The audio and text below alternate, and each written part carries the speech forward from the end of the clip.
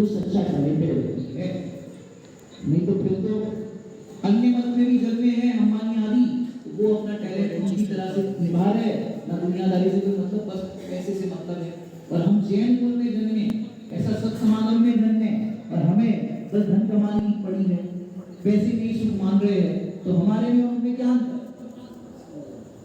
एक छोटी सी कहानी बता करके बात पूरी करूंगा। शायद सुनी होगी बचपन में आपने। एक व्यक्ति गरीब था, उसके पास ज्यादा व्यवस्था नहीं थी, जंगल के अंदर लकड़ियां काटता था, सब काम करता था। एक देवी उससे प्रसन्न हो गई और उससे कहा कि बताओ तुम्हें क्या चाहिए। उसने कहा मुझे ऐसा कुछ चाहिए कि जिससे मैं अमीर हो जाऊं। तो उस देवी ने कहा कि ठीक है, तुम जिस भी चीज को टच करोगे वो सोना बन जाएगा। क्या बन जाएगा? बढ़िया लोगों ने गोल्ड मैन स्टोरी कि वो वरदान दे दिया उसको गोल्ड मैन स्टोरी का, जिसको भी टच करो गोल्ड बन जाए। और उसको पैसा चाहिए था, गोल्ड चाहिए था, बहुत अमीर बनना था। अब उसने जैसे ही पेड़ को टच किया, पेड़ सोने का बन गया। घर आया, प्रसन्न हो गया, और भी सब चीजें उसके पास थी, लकड़ियों को टच किया तो लकड़ियां सोने की बन गई। घर आया, वो जिस बैलगाड़ी में लाता था वो बैलगाड़ी सोने की हो गई। घर आया तो फिर बच्चे, अरे पापा कितना सोना, बच्चा गले लग गया, बच्चा सोने का हो गया। पत्नी प्रसन्न हो रही है क्या? पत्नी ने टच किया, पत्नी सोने की बन गई। अब सारे परिवार वाले मेंबर सोने के बन गए, सोना सोना सोना हो गया। अब सोना मिला तो चैन तो मिलेगी नहीं मिलेगी, और दुखी हो गया। समझ में आई छोटी सी स्टोरी से कि हम पैसा चाहते हैं, तो आप पैसा चाह रहे हो ना, पुण्योदय होगा तो आपको बाहर में पैसा संपदा खूब प्राप्त हो जाएगी। लेकिन जो फैमिली के साथ जो संबंध है, परिवारों के साथ जो बैठ करके चर्चा करके आनंद आता है, एक दूसरे की सेवा करके आनंद आता है, माता पिता की सास ससुर की सेवा करके जो आनंद आता है, उनके जो आशीर्वाद निकलते हैं वो आनंद कुछ अद्वितीय है। मोदी जी को कांग्रेस के लिए कुछ करना नहीं पड़ता, उनकी माता के चरणों में मस्तक झुकाते हैं और उनकी माता आशीर्वाद देती है। माता कहती है सतायु हो, लेकिन पुत्र तो सतायु होगा कि नहीं होगा पता नहीं, लेकिन वो माता ही सतायु हो गए।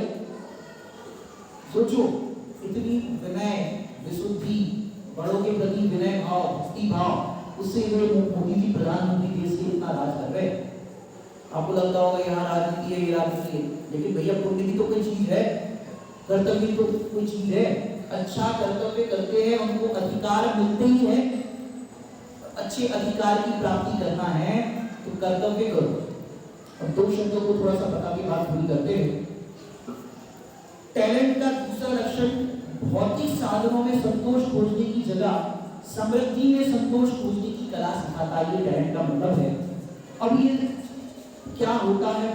प्रॉपर्टी किसे बोलते हैं? टैलेंट की बात नहीं, विराम देते हैं, फिर चर्चा होगी तो देखेंगे। टैलेंट की बात हो गई, अब प्रॉपर्टी किसे कहते हैं? प्रॉपर्टी जमीन जायदाद को प्रॉपर्टी बोलते हैं ना, लेकिन वो प्रॉपर्टी है नहीं।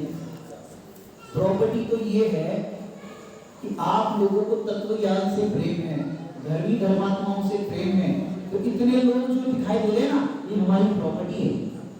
जहां जाते हैं वहां लोग हाथ जोड़ करके पंडित जी कुछ धर्म की बात सुनो, पंडित जी ये सुना, ये है प्रॉपर्टी। डॉक्टर होता है, डॉक्टर जब क्लिनिक खोलता ना तो पहले मरीज से लेकर के अंत तक जितने भी मरीज आते हैं, अरे डॉक्टर साहब पेट दर्द हो रहा है, डॉक्टर साहब सिर दर्द हो रहा है, डॉक्टर साहब ये कर दो, सब रोते रोते आते हैं। और हमारे प्रवचन में जितने भी प्रवचनकार है, उनके प्रवचन में जितने भी लोग आते हैं कैसे आते हैं? प्रसन्न होकर के आते हैं, प्रसन्न होकर के जाते हैं। बच्चों को शास्त्री पढ़ाओ, तत्व ज्ञान की शिक्षा दो, नहीं तो भैया डॉक्टर बना दोगे, इंजीनियर बना दोगे, सीए बना दोगे, तमाम लौकिक विद्या पढ़ा दोगे, लेकिन ज्ञानार्णव ग्रंथ के अंदर मंगलाचरण में ऐसा आता है, ये अध्यात्म विद्या ऐसी विद्या है कि जगत की सारी विद्या इसकी परिक्रमा करती है। जगत की सारी विद्या, विद्वान के प्रवचन के अंदर डॉक्टर भी आते हैं, इंजीनियर भी आते हैं, सीए भी आते हैं, बड़े बड़े पद के अधिकारी भी प्रवचन सुनने आते हैं, इस वाणी की बात सुनने आते हैं। तो बताओ, अपन विद्या को महान मानते हैं, लेकिन ये अध्यात्म विद्या कैसी है? जो इस विद्या को पढ़ता है और पढ़ाता है वो तो केवल ज्ञान का पात्र होता है। ज्ञान दान का फल केवल ज्ञान है। इसलिए भैया टैलेंटेड बनना है, जब प्रॉपर्टी इकट्ठा करनी है तो ऐसी प्रॉपर्टी इकट्ठा करो कि आपके पास साधुओं का समुदाय हो, धर्मी धर्मात्माओं का समुदाय हो। ये है अपनी असली प्रॉपर्टी। और पैसा तो क्या है, आज है कल नहीं है, लेकिन जो आपके दूसरों के साथ व्यवहार है ना, वो व्यवहार ही आपको उस समय काम आएंगे। वो है असली प्रॉपर्टी। ये प्रॉपर्टी की बात है। समृद्धता किसे कहते हैं? प्रॉस्पेरिटी। समृद्धता किसे कहते हैं?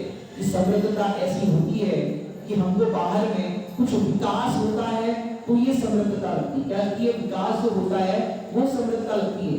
लेकिन समृद्धता तो अपने अंदर के गुणों से होती है, अपने व्यवहार से होती है। आप दूसरे के साथ, रिश्तेदारों के साथ, अपनों के साथ कैसा व्यवहार करते हो, ये है आपकी समृद्धता, ये है आपकी प्रॉपर्टी। अगर ये अपने पास नहीं है, अरे भैया उनको तो पैसे का बड़ा घमंड है, पहले तो हमने देखा है ऐसे थे, अब तो बड़े मोटी उंगली बन गई, अब तो पैसे का घमंड है। बड़े होने पर भी छोटे लोगों से अच्छे से बात करते हो, उसका दुख दर्द पूछते हो, उसकी सेवा में, उसके बाहर की चर्या में सहायक होते हो, तो सच में आप समृद्ध हो। उनको बाहर कितनी कर लो, पैसा आज पेंशन काल देखो कहाँ कहाँ कितना पता है, और आप लोग मुझे लग जाओगे। हो सकता है हमारा यहाँ पर विराम हो जाए, लेकिन अंदर में तो हमारा जो चिंतन है वो तो चलता ही रहेगा। प्रवचन यहाँ पूरा हो जाएगा, लेकिन अंदर में तो जो है वो तो चलता ही रहेगा। जो आज अब अंतिम दृष्टांत कि आपको सोना अच्छा लगता है कि नहीं अच्छा लगता? सोना अच्छा लगता है?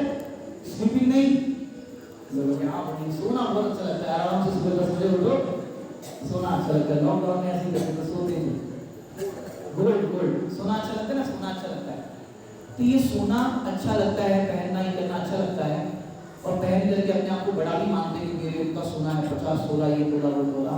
लेकिन आप देखो जो आदिवासी लोग होते वो सोना नहीं पहनते। उसके अंदर भी आदिवासी की जो मेन महिला लीडर होती ना, कबीले की लीडर होती है, वो पत्ते का ऐसा, मोती का ऐसा, क्या बोलते वो संत वगैरह, क्या बोलते वो सीप वो आते ना, खेलते आप कोड़ी वगैरह, क्या बोलते, हाँ, उसके वो बाजू बना दिए, उसका वो पहन लिया। और बाकी सब पत्तों में, सामान्य लोग पत्तों में वो उसी में आनंद मानते कि सबकी मैं रानी हूँ, मैंने ये पहना है, ये पहना है। उनके लिए वो सोना है, अपने लिए ये सोना है। वास्तव में लौकिक में अभी देखो, पीतल के भाव सोने से भी ज्यादा बढ़ जाए तो पीतल महंगा होगा कि नहीं होगा? और उस टाइम पे आभूषण कौन से बिकेंगे? पीतल के। महंगा है, उसको ये मानिए कि अभी वर्तमान में सोना महंगा है तो सोना टॉप पे रहता है, सोना है, सोना है, सोना है। लेकिन भैया ये दोनों चीजें क्या है? दोनों भूलगल है। पर दोनों सोना पहनो या पीतल पहनो या चांदी पहनो या इमिटेशन पहनो, पर से यदि अपने आप को बड़ा मानोगे तो दुखी हो। एक अंतिम बात कहता हूँ, बड़े पंडित साहब के पास अनेक लोग जाते। बड़े पंडित साहब तो पता होगा आपको, बाल ब्रह्मचारी जी आत्मा मकरोनी आदि में भी पढ़ा है, बता रहे कई बार। उन्होंने एक बार कोई व्यक्ति उनके पास गया, पंडित साहब घर में बच्चे को है, बात नहीं मानते, दुकान में ऐसा है, ऐसा है, सारा टुकड़ा गया और कहा पंडित साहब हम तो परेशान हो गए। क्या हो गए? परेशान हो गए। तो पंडित साहब तुरंत बोले, जो पर में अपनी शान खोजता है वो परेशान होता है। क्या कहा? जो पर में अपनी शान खोजता है, सुख खोजता है, वो परेशान होता है, और जो स्व में अपनी शान खोजता है उसे सम्यक ज्ञान होता है, परंपरा से केवल ज्ञान होता है। जब पर में शान खोजोगे तो दुखी होना ही है। अपना सुख अपने में है, अपनी नीति तो अपने में। ये अगर आपने निर्णय कर दिया ना, अनंत काल के उसमें जो बताया था, एक न्याय शब्द का भाव वासन होने पर उसकी सजा माफ हो गई, फीस माफ हो गई। एक गायक दुष्ण स्वभाव को ऐसा आश्रय करोगे तो हमारा अनंत दुख दूर क्यों ना होगा। जिसके ऊपर सभी चर्चा कर रहे हैं, तो अभी तो अपन ने टैलेंट की चर्चा की है, प्रॉपर्टी का भी थोड़ा सा शब्द का भाव बताया, प्रॉस्पेरिटी मतलब समृद्धि क्या होती है बताया, हेल्थ के बारे में बहुत कुछ बताना है। लेकिन अब समय आपका हो गया है, ज़्यादा समय नहीं है, लेकिन 8 बजे से बैठे हो, 8 से 10 2 घंटा समय हो गया है, इसलिए अपन यहीं पे विराम देते हैं। आगे जैसा समय होगा वैसा हम आप सबसे मिलेंगे। बाकी रोज तो मिलते ही है, अपनी कथा कन्याकुमार चरित्र की रात में चल रही है और प्रातः काल अपना शुद्ध स्वभाव की चर्चा चल रही है। दोनों का विराम देते हैं। ओम नमः शिवाय। हाँ, कोई प्रश्न हो आप पूछ सकते हैं, खुला मंच है। किसी के मन में कुछ विचार आ रहे हैं अगर कोई प्रश्न करने हेतु तो आप निसंकोच पंडित जी से अपना उनका समाधान अभी प्रकट कर सकते हैं। आपका स्वागत।